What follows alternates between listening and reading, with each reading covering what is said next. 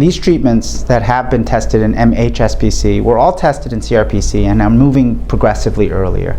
And of course, other treatments being studied in that setting are also, people are interested in moving them earlier because these are the patients at greatest risk of progressing and dying of cancer.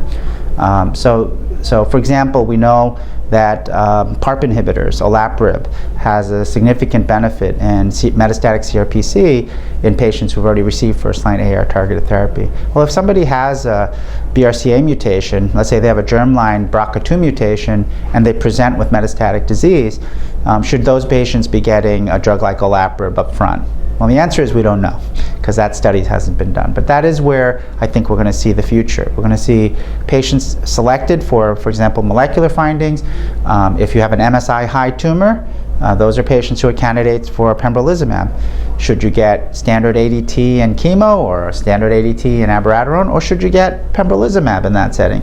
Well, given what we know about MSI high tumors, even though it's pretty rare in prostate cancer, if I were to find that, I would strongly consider giving a checkpoint inhibitor like pembro to a patient like that. Why? Because some of those responses in MSI high tumors can be very dramatic.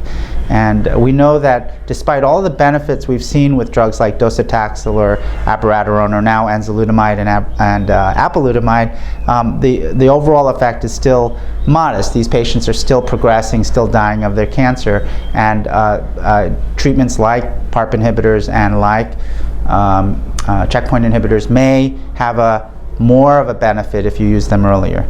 But we need to do more trials to prove that.